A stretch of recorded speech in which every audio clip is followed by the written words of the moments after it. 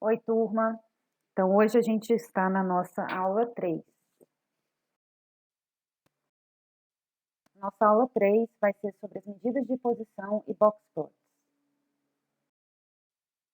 Então, o que é importante da gente saber sobre as medidas de posição é que ela funciona para posicionar uma observação específica em um grande conjunto de dados, né? Uma função da estatística que a gente usa para fazer comparações. Por exemplo, em relação à população de pessoas da minha idade, o meu peso é próximo da média, ele é abaixo ou acima da média? Para a gente saber uma questão de normalidade, né? O que está dentro do padrão. E a gente só consegue fazer isso fazendo as comparações. Então, aqui, por exemplo, a gente tem tabelas de peso e estatura no percentil 50. O percentil 50 é a nossa mediana, nós vamos falar um pouquinho mais para frente sobre isso, né? E o que é a mediana? Ela vai dizer que aquele valor que eu achei, metade do meu conjunto de dados está dentro daquele valor ou igual àquele valor, né? Então, a gente tem aqui uma tabela de peso e estatura para meninos e meninas, né? A gente sabe que varia muito entre indivíduos do sexo masculino e do sexo feminino, então a gente utiliza valores diferentes para os gêneros. Então, por exemplo, para um bebê do sexo masculino de 11 meses com 10 quilos, a gente pode observar que ele está com um peso um pouco acima da mediana. A mediana do bebê com 11 meses está ali grifadinha em verde na tabela dos meninos, como vocês podem ver. E o peso dele, o peso dos meninos com 11 meses, geralmente, né, 50% dos meninos com 11 meses está com peso 9,4 ou abaixo dele. Então, esse bebê com 10 quilos está um pouco acima do meu percentil 50. Já para um bebê do sexo feminino de 6 meses com 5 quilos, a gente pode observar que ele está com um peso muito abaixo da mediana, que está também sinalizado ali em verde, que é um peso 7,3, ou seja, o que quer dizer isso? Que 50% dos meus bebês estão com 7,3 quilos ou abaixo dele. Então, a gente pode ver que 5 quilos é um peso muito abaixo da média, né? Então, o que são as medidas de posição? São os percentis e os scores padronizados. Os percentis, eles permitem posicionar a situação daquele indivíduo que eu estou querendo saber dentro do conjunto de dados baseando na amostra ordenada, né? Então, assim como a mediana, né? A mediana é o percentil 50, a gente tem que ordenar aquele conjunto de forma crescente para a gente conseguir interpretar e realizar um estudo sobre os percentis. Já o score padronizado, ele permite posicionar a situação de um indivíduo dentro do conjunto de dados baseando na média. Então, sempre vai ser em relação à média do meu conjunto de dados. O score padronizado, ou score Z, que a gente também chama na estatística, ele representa o número de desvios padrão pelo qual um determinado valor dista da média, né? E ele é representado por essa forma. A gente consegue chegar no valor do score Z a partir dessa fórmula, que é a minha observação individual, menos a média daquele meu conjunto de dados, dividido pelo desvio padrão. Os valores usuais, eles ocorrem se o score Z estiver entre menos 2 e 2, e a gente considera que aquela variação é normal dentro do meu conjunto, aquela variação encontrada dentro do meu conjunto de dados é normal. Já os valores discrepantes, eles são encontrados quando o score Z é menor que menos 2 ou maior que 2. E a gente considera, então, que aqueles valores estão muito distantes da média e é uma variação atípica, ou seja, eu não tenho uma distribuição homogênea dentro do meu conjunto de dados quando isso ocorre. Então, relembrando, né? A distribuição homogênea, a distribuição simétrica, ela ocorre dessa forma, né? A gente pode considerar que 68,3 dos meus valores dentro do meu conjunto de dados estão dentro de um desvio padrão acima da média ou um desvio padrão abaixo da média. 95,4 dos meus valores encontrados no meu conjunto de dados estão dentro de dois desvios, né? Para mais e para menos e 99,7% dos meus valores vão estar dentro de 3 desvios padrão, para mais ou para menos. Aqui a gente tem o exemplo dos dados da concentração de álcool no sangue em 15 motoristas. A gente vai fazer o cálculo, né, do meu score Z, utilizando aquela formulazinha que está lá no slide anterior. e a gente vai calcular o nosso score padronizado. Então, para cada uma das medidas, a gente vai calcular o score padronizado. Então, para o 0,12, por exemplo, eu achei um score padronizado de menos 1,31. Ok, ele não é um valor discrepante, porque ele não é maior do que 2, nem menor do que menos 2. Para o 0,24 aconteceu a mesma coisa. Já para o 0,29, eu tenho um score padronizado de 2,02, ou seja, ele é maior do que 2. Então, esse valor dentro do meu conjunto de dados, ele é um valor discrepante. E se muitos valores discrepantes ocorrerem dentro da minha amostra, eu vou ter uma distribuição não homogênea. Então, isso prejudica a minha análise, né? Prejudica o meu conjunto de dados quando eu tenho valores muito discrepantes.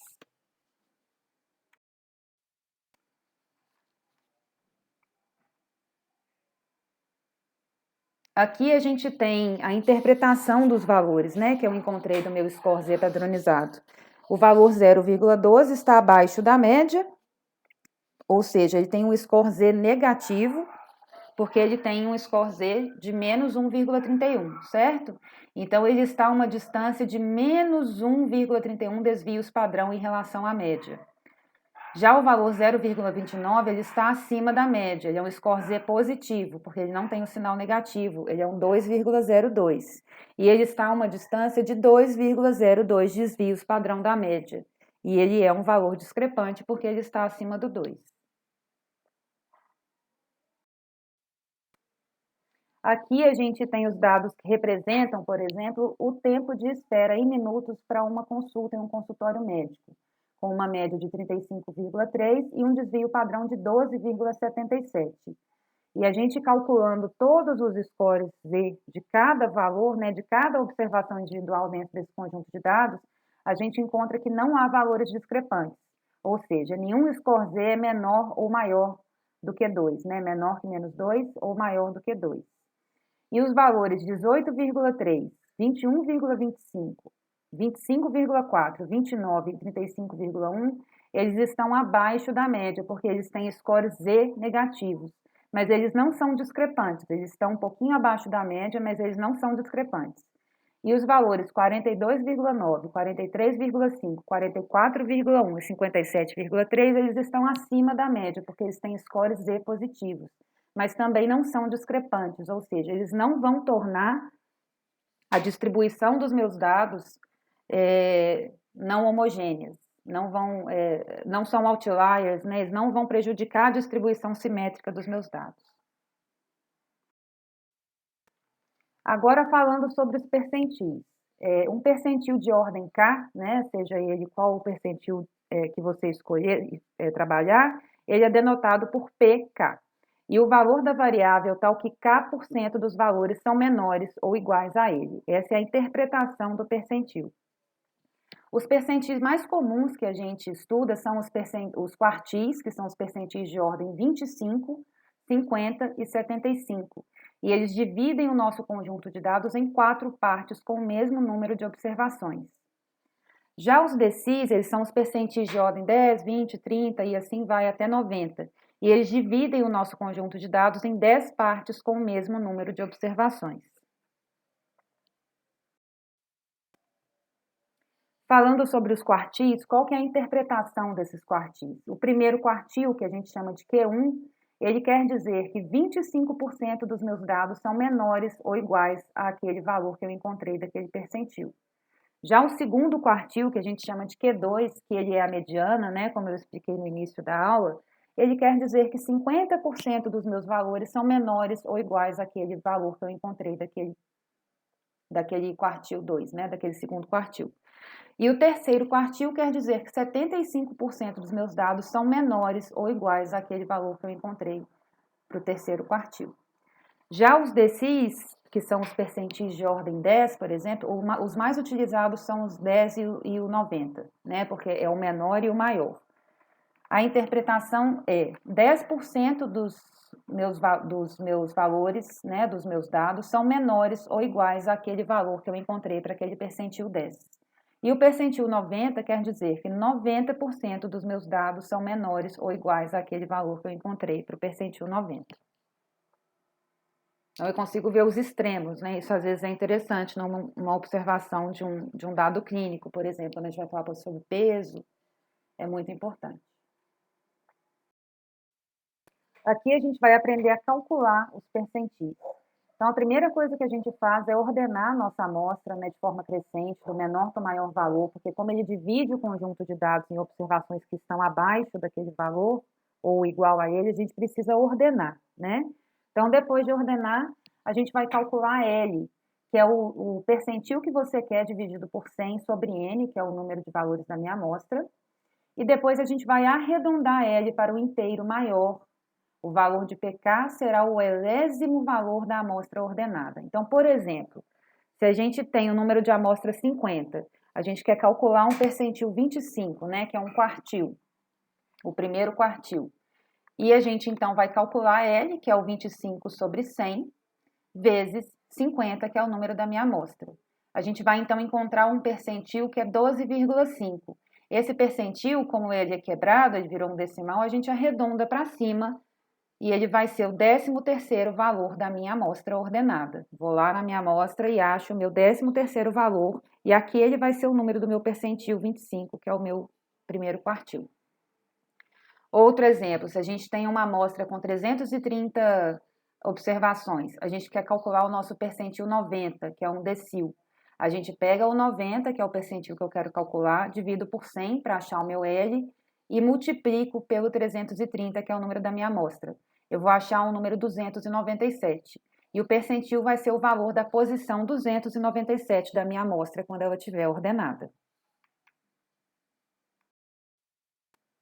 Então, usando o exemplo que a gente sempre costuma usar nas nossas aulas, da concentração de álcool no sangue dos 15 motoristas, a gente vai obter o percentil de ordem 25 e o de ordem 90, como exemplo para vocês entenderem o cálculo. Então, a gente ordenou a nossa amostra, né, de forma crescente, e para a gente obter o nosso percentil 25, que é o nosso primeiro quartil, a gente então vai pegar o 25, que é o percentil que eu estou procurando, dividir por 100 e multiplicar pelos 15 elementos da minha amostra, que é o meu N. Eu vou achar um valor de 3,75. Arredondo para cima e vou achar lá o valor na minha quarta posição. Olho lá na minha amostra qual que é a quarta posição, é o 0,16. Então, quer dizer que o 0,16 é o meu percentil 25, o meu primeiro quartil, lá na minha amostra ordenada. Já para obter o percentil de ordem 90, né, o decil, a gente vai pegar o 90, que é o percentil que eu estou procurando, dividir por 100, multiplicar pelo número de elementos da minha amostra, que é 15, e vou achar o 13,5. Arredondo para cima, porque eu não tenho como achar um decimal dentro da minha amostra ordenada, e vou achar o 14º valor. O 14º valor na minha amostra ordenada é o 0,27. Esse é o meu percentil 90. No segundo exemplo, a gente está tentando entender os dados de teor de gordura fecal de 45 crianças sadias e pediu para a gente obter os percentis de ordem 10, 50 e 90 e agora interpretar, né, que é o mais importante. Então, se a gente for fazer todo aquele cálculo novamente para o nosso percentil 10, eu vou achar que o meu percentil 10 é 1,3, que é a posição 5 da minha amostra ordenada. Já para a obtenção do percentil 50, eu vou ter que ir lá na 23ª posição da minha amostra ordenada, que é o 2,3. E para o meu percentil 90, eu vou lá na posição 41ª da minha amostra, que é o percentil 3,5. Então, agora que eu achei os percentis, eu vou interpretar esses valores. Então, agora vamos interpretar esses valores de percentis, né? Considerando crianças com os seguintes valores de teor de gordura fecal. Se eu encontrar uma criança com teor de gordura fecal de 1 grama em 24 horas, ele está muito abaixo, porque ele está abaixo do percentil 10. Meu percentil 10 é 1,3, quer dizer que só 10% das minhas crianças estão com valores abaixo ou iguais a 1,3.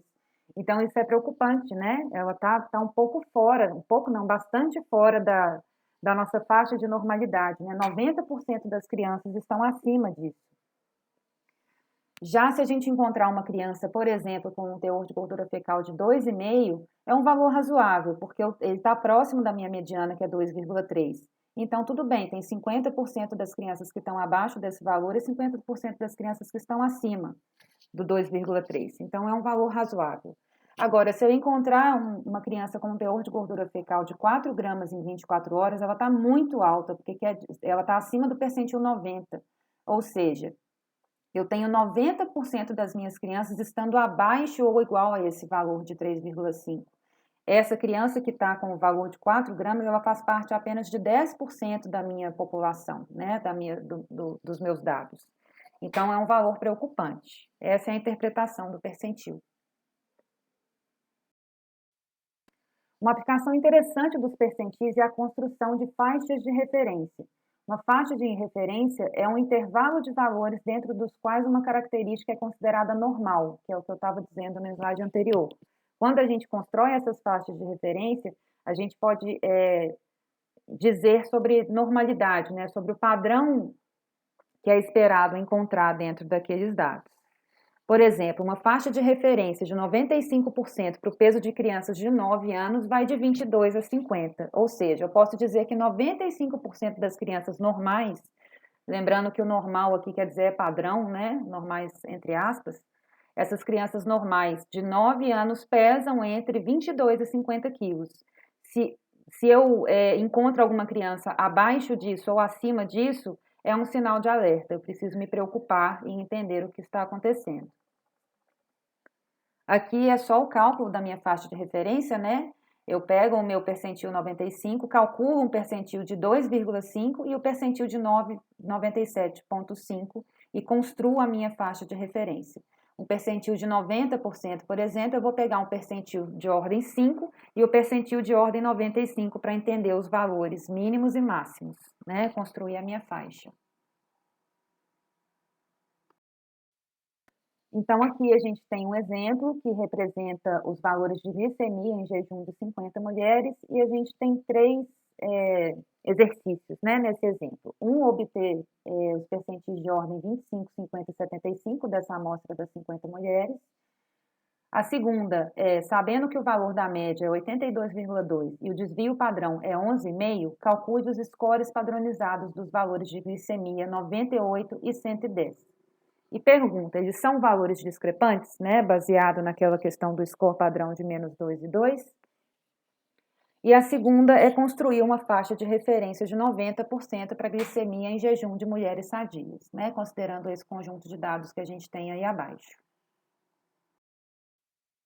Então, a primeira coisa que a gente vai fazer é obter os percentis de 25, 50 e 75 dessa amostra, né? Para obter o percentil 25, a gente vai pegar esse 25, dividir sobre 100, multiplicar por 50, chegar num valor de 12,5, arredondar para cima, porque eu não consigo encontrar uma posição decimal, e aí vou encontrar que o 13º elemento da minha amostra é o percentil 25, que é o 74,9. Para a obtenção do percentil 50, que é a nossa mediana, a gente vai fazer o 50 dividido por 100, vezes 50, que é o N da minha amostra, e vai encontrar o valor 25. Então, meu percentil 50 vai ser o 25º elemento da minha amostra, que é o 82,9. Para o percentil 75, eu vou pegar o 75, dividir por 100, multiplicar por 50, que é o N da minha amostra, e chegar num valor de 37,5. Arredondo para cima, chego na 38ª posição da minha amostra, que é o 90,8. E agora a gente vai calcular os scores padronizados. Para calcular o score padronizado, eu vou pegar o 98, diminuir do 82,2, né? Eu vou pegar o meu valor que eu quero encontrar o score padronizado, que o primeiro é o 98, diminuir da minha média e dividir pelo meu desvio padrão, que é 11,5. Vou chegar num valor de 1,37. Para o 110, a gente faz a mesma coisa. Pega o 110, diminui da minha média, que é o 82,2, e divide por 11,5, que é o meu desvio padrão. Chego num valor de 2,42. Então, como o 2,42 ele está acima do 2, e é a minha regrinha do score padronizado para dizer que um valor é discrepante da média, a gente pode afirmar que ele é um valor, o 110 é um valor que está discrepante da minha média, que é o 82,2. Agora, a última, a gente vai calcular uma faixa de referência de 90% para glicemia em jejum dessas mulheres da minha amostra. Para calcular essa faixa de referência de 90%, eu vou calcular o meu percentil 5 e o meu percentil 95. Quando eu vou lá e faço o cálculo dos percentis, eu acho os valores 62,9 e 100,9. Essa é a minha faixa de referência. Agora, a segunda parte da aula, a gente vai falar dos box plots, também chamados de diagramas de caixas, tá? Aqui eu coloquei um esquema só para vocês entenderem as partes do box plot que vão facilitar o entendimento, né, da interpretação.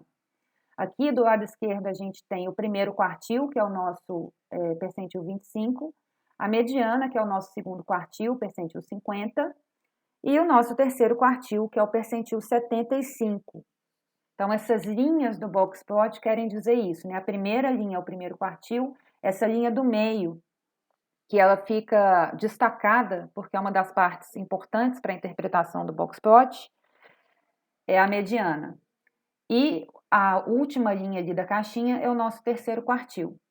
Já aqui para o lado direito, a gente vai identificar os limites, né? A gente tem o limite inferior, que é o primeiro quartil menos 1,5 vezes a distância interquartílica. A gente vai ter a distância interquartílica, que é a diferença entre o meu terceiro quartil, que é a minha linha superior, menos o meu primeiro quartil, que é a minha linha inferior, chamado de distância interquartílica, ou DI. E a gente tem o limite superior, que é o também chamado de LS, que é o meu terceiro quartil mais 1,5 vezes a distância interquartílica. E uma coisa importante também que a gente observa no box plot é o valor fora dos comprimentos, que é marcado por um asterisco, que é o que a gente chama de outlier. São os valores extremamente discrepantes dentro da minha amostra que são observados no box plot.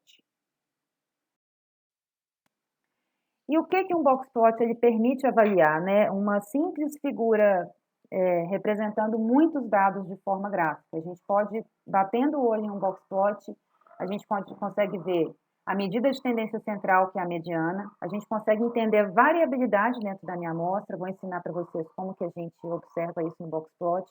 A gente também consegue observar se a minha amostra é simétrica ou não, e a gente também consegue observar os pontos discrepantes, que são os outliers. Então, se a gente for falar da medida de tendência central, né, que é a mediana observada no meu box plot, a gente consegue fazer a comparação das medidas de tendência central entre dois grupos, por exemplo. A gente tem aqui no exemplo o grupo 1 e o grupo 2, e a gente pode observar pela mediana desses dois grupos, que é essa linha mais forte que fica no meio do box plot, que a mediana do grupo 2 ela é bem maior do que a mediana no grupo 1, né? Então, a gente observa ali pela a caixinha estar bem mais lá no alto, né? A mediana do meu grupo 2 ela é bem maior do que a mediana no meu grupo 1.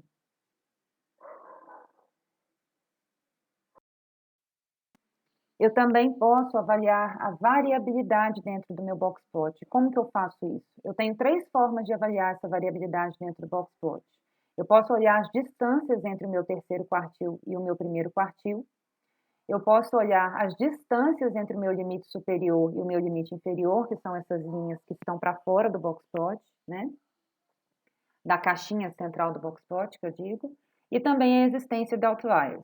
Quanto maiores forem essas distâncias, né, entre os limites superior e inferior, terceiro e o primeiro quartil, ou quanto mais distantes estiverem os outliers, maior será a variabilidade. Aqui no exemplo, a gente pode ver que as distâncias entre o limite superior e o limite inferior é maior no grupo 2 do que no grupo 1. E também a distância entre o meu terceiro quartil e o meu primeiro quartil é muito maior no meu grupo 2 do que no meu grupo 1. Portanto, eu posso concluir que a minha variabilidade no grupo 2 é maior do que no grupo 1. Já os outliers, como eles estão nos dois limites, o superior e o inferior do meu box plot, ele acaba provocando uma simetria por outlier, tá? Já vou falar um pouquinho disso mais para frente. Então, por outlier, a gente não tem assimetria aqui. Em relação ainda à simetria da amostra, vocês lembram daqueles gráficos que falavam sobre a simetria direita, a simetria esquerda? Eles nada mais são do que o box plot deitado, né? Vocês lembram que no slide complementar da outra aula, a gente viu que a gente consegue ver dentro desse histograma a média, a moda e a mediana? Então, se a gente deitar o box plot, a mediana está sendo representada por esse risco mais forte, né, que fica no meio do box plot. Se esse risco tiver mais à direita, a gente tem a simetria com concentração à direita, ou seja, a caixa está deslocada, né, a caixa do box plot ela está deslocada para os maiores valores da variável. Já se ela estiver exatamente no meio, eu posso dizer que eu tenho uma amostra simétrica, porque a mediana está dividindo o meu conjunto de dados certinho, né? Metade para um lado, metade para o outro. Não está nem concentrado à direita nem à esquerda. Já se eu tiver uma simetria com concentração à esquerda, né? A mediana ela está deslocada para o lado esquerdo do meu histograma. Então, a gente tem uma caixa do box plot deslocando os valores para os menores valores da variável.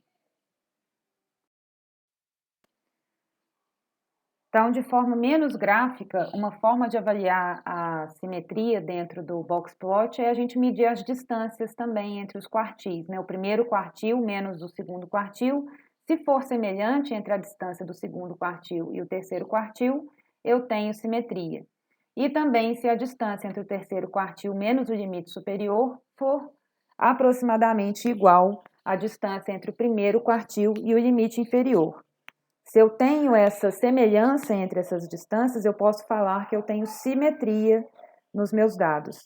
Agora, se alguma dessas distâncias for maior do que as outras, a gente tem evidência de assimetria. Agora, em relação aos outliers, que era o que eu estava falando lá no primeiro slide do boxplot, sobre simetria, eles somente acontecem, somente provocam assimetria se eles estiverem em um dos extremos do boxplot. Se a gente tem a presença de outliers nos dois extremos, né, no limite inferior e superior, a gente tem uma simetria, né, já que eu estou puxando tanto para o limite inferior como para o superior, então eu vou acabar causando uma simetria, mesmo que eu tenha um outlier.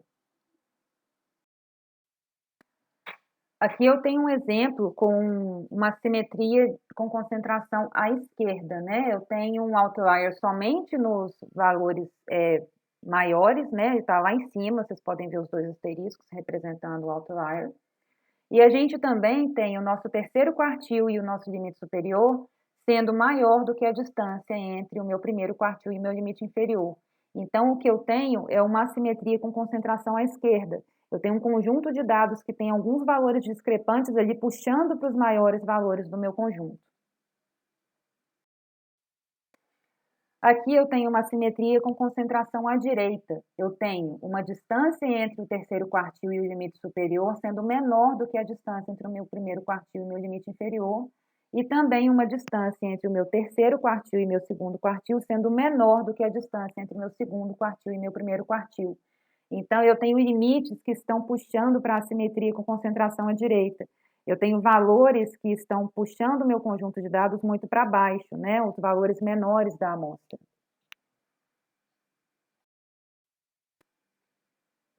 Aqui eu tenho um box plot simétrico, mostrando que eu tenho simetria dentro do meu conjunto de dados. Eu não tenho que ninguém puxando nem para cima e nem para baixo. Tenho uma amostra homogênea, porque eu posso observar ali que a minha distância entre o meu terceiro quartil e o limite superior, ela é semelhante entre a distância do primeiro quartil e o limite inferior, e também a distância entre o terceiro e o segundo quartil, sendo semelhante da distância entre o meu segundo quartil e meu primeiro quartil. A gente pode ver que a mediana está bem no centro do box plot, o que representa uma simetria dentro do meu conjunto de dados.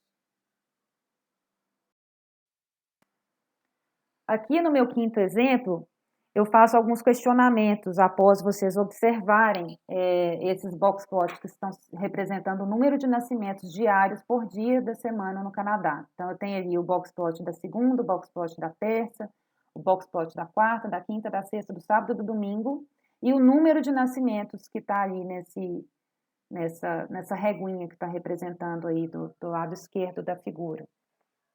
Daí eu faço a seguinte pergunta: qual dia da semana há um número maior de nascimentos? a variabilidade do número de nascimentos é maior em qual dia da semana?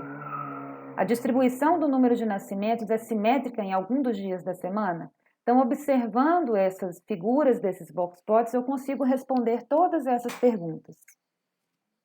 Vamos respondê-las agora.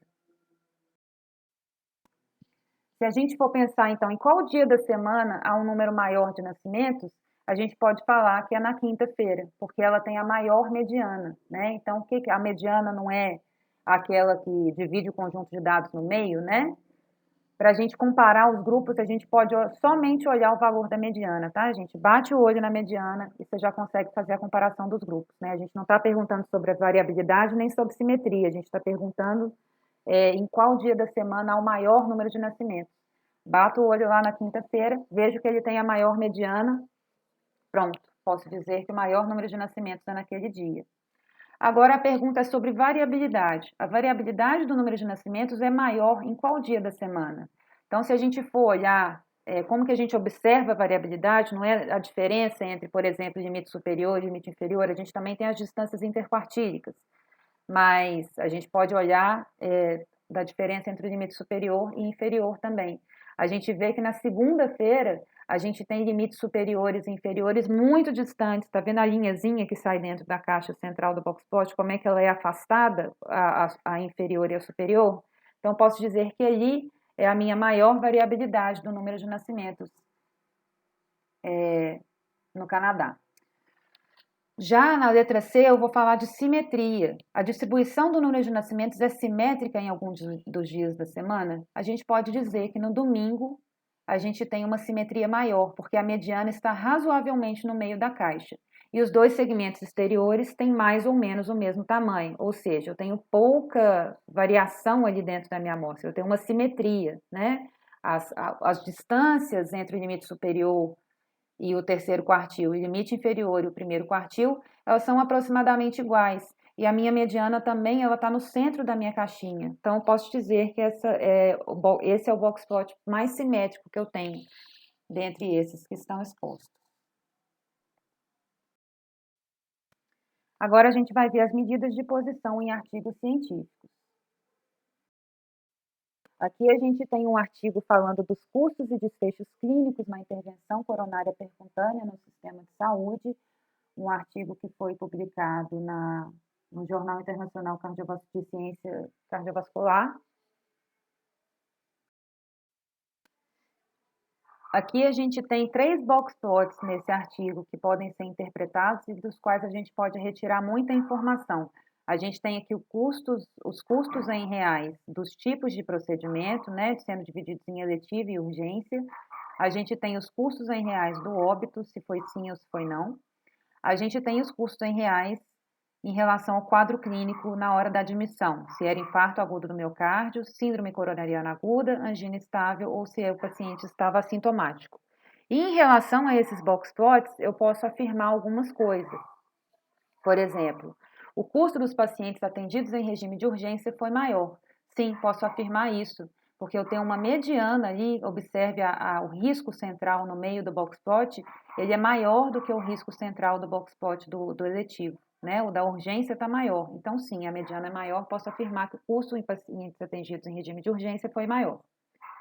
Já na letra B, eu estou afirmando que a variabilidade dos custos dos pacientes que foram a óbito foi menor que a dos que não foram a óbito.